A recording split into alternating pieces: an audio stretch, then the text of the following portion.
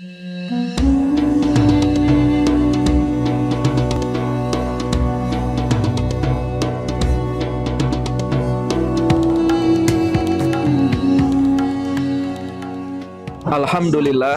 alhamdulillahirabbil alamin, waladzi arsala rasulahu bil huda wa dinil haq liyudhhirahu ala dini kulli wa kafa billahi syahida.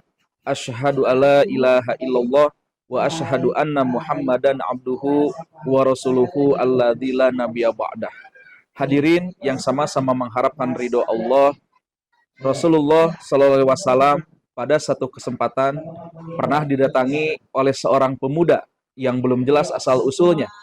Hadis ini dikabarkan langsung oleh seorang sahabat, yaitu Umar ibnul Khattab, yang mana pemuda tadi langsung menghampiri Rasulullah SAW dan bertanya beberapa pertanyaan. Di salah satu pertanyaannya adalah dia mengatakan, "Ya Muhammad, akhbirni anil Islam." Ya Muhammad, beritakan kepadaku apa itu Islam. Maka Rasulullah pun menjawab, Al-Islamu huwa, Islam adalah antashhada la ilaha illallah wa anna Muhammadan Rasulullah wa tuqimas sholata wa tu'tiyaz zakata wa tasumar Ramadan wa antuhijal baita in istata'a ilaihi sabila. Melalui hadis ini menjadi landasan bahwasannya rukun Islam itu terdiri dari 5 perkara. Yang pertama, 2 kalimat syahadah. Yang kedua, mendirikan sholat. Yang ketiga, menunaikan zakat. Yang keempat, melakukan ibadah saum. Dan yang terakhir, yang kelima adalah menunaikan ibadah haji jika mampu. Berbicara mengenai rukun Islam yang kedua, yakni tentang ibadah sholat. Ibadah sholat merupakan ibadah yang sangat teristimewa. Mengapa demikian? Yang pertama, ibadah sholat adalah salah satu ibadah yang cara contoh pengerjaannya langsung dicontohkan oleh Jibril alaihissalam. Yang mana kejadiannya terjadi selepas Isra dan Mi'raj. Setelah Rasulullah pulang dari Isra dan Mi'raj, maka di esok harinya Jibril datang kepada Nabi, yakni di waktu duhur, bagaimana Jibril mengajarkan cara berwudu dan juga cara sholat kepada Nabi. Ternyata hal itu berlangsung sampai 2 hari, dan Jibril mengajarkan secara langsung kepada Rasulullah Shallallahu Alaihi Wasallam bagaimana tata cara sholat yang baik dan benar.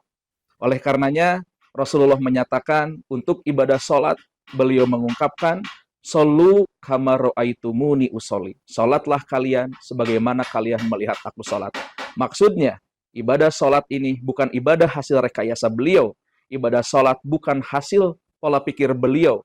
Ibadah sholat bukan diciptakan oleh beliau. Merupakan ibadah sholat yakni ibadah yang merupakan wahyu langsung dari Allah, yang proses pencontohannya langsung diberikan oleh Jibril alaihissalam kepada Rasulullah Muhammad Shallallahu Alaihi Wasallam.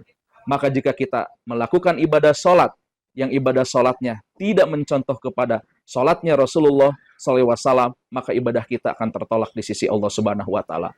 Oleh karenanya, belajarlah ilmu sholat, karena dengan belajar ilmu sholat, insya Allah, maka ibadah kita akan bisa menyerupai seperti apa yang dicontohkan oleh Rasulullah Shallallahu Alaihi Wasallam. Bahkan pernah ada satu kejadian, ada seorang sahabat yang sholat di samping Nabi. Maka setelah sholat, dia pun datang kepada Nabi dan mengucapkan salam. Assalamualaikum ya Rasulullah. Paruduhu, maka Rasul menjawab salamnya. Tapi tanpa di luar dugaan, Rasul justru mengulang kembali sholatnya dengan ungkapan, Irji, kembalilah ke tempatmu yang tadi. Fasoli, dan sholat kembali. Fa inna kalam tu soli, karena sebetulnya kamu belum sholat. Kemudian sholatlah laki-laki yang tadi untuk kedua kalinya. Maka setelah selesai sholat, dia pun datang kembali kepada Nabi. Tapi di luar dugaan, Nabi tetap menyuruhnya kembali mengulangi sholat. Bayangkan, jika kita pada posisi sahabat yang tadi, maka sholat yang dilakukan oleh sahabat itu suruh diulang kembali oleh Nabi sampai 3 kali pengulangan. Ada apa? Menandakan ketika seseorang sholat tidak sesuai dengan apa yang dicontohkan oleh Nabi, maka sholatnya akan tertolak di sisi Allah Subhanahu Wa Taala. Oleh karenanya, belajarlah, terus belajar, jangan berputus asa bagaimana tata cara sholat yang baik dan benar menurut tuntunan Rasulullah Shallallahu Alaihi Wasallam. Yang kedua, mengapa ibadah sholat menjadi teristimewa? Karena ibadah sholat adalah salah satu ibadah yang akan menjadi satu hisaban pertama kali oleh Allah Subhanahu Wa Taala. Yang mana Nabi mengungkapkan, awwalu mayuhassabu bihil abdu yaumal qiyamah as-sholatu. Sholat adalah yang akan menjadi pertama dihisab oleh Allah Subhanahu Wa Taala bagi seorang hamba. Maka jika baik sholatnya, akan baik seluruh amal ibadahnya. Dan jika hancur sholatnya, rusak sholatnya, maka akan rusak pula seluruh amal ibadah hamba yang lainnya. Oleh karenanya, jagalah sholat. Jangan pernah menyia-nyiakan sholat. Oleh karenanya Allah menjanjikan, barang siapa yang menjaga sholat, baik dari segi rukunnya, baik dari segi syaratnya, baik waktunya terpenuhi sesuai dengan apa yang dicontohkan oleh Rasulullah Shallallahu Alaihi Wasallam, maka Allah menyatakan walladzina hum ala sholawatihim yuhafidun, dan bagi mereka orang-orang yang menjaga sholat, ulaika humul warisun, mereka akan mendapatkan satu warisan yang luar biasa. Apa? Alladzina yarisunal firdaus, mereka akan mendapatkan surga firdaus dari Allah Subhanahu wa taala. Tetapi orang-orang yang petantang petenteng, meremehkan ibadah salat, apalagi sampai sengaja meninggalkan ibadah salat, maka dia akan mendapatkan hukuman dan siksaan dari Allah Subhanahu wa taala, yakni neraka jahanam, hum fiha khalidun, dan mereka akan kekal di dalamnya. Dan seburuk-buruknya manusia, seburuk-buruknya orang-orang yang menganggap dirinya beriman kepada Allah, ketika dia sengaja meninggalkan sholat 5 waktu. Itu saja yang bisa saya disampaikan. Mudah-mudahan bermanfaat. Aqulu qauli hadza wa astaghfirullah li wa lakum. Rabbana atina fid dunya hasanah wa fil akhirati hasanah wa qina adzabannar. Assalamualaikum warahmatullahi wabarakatuh.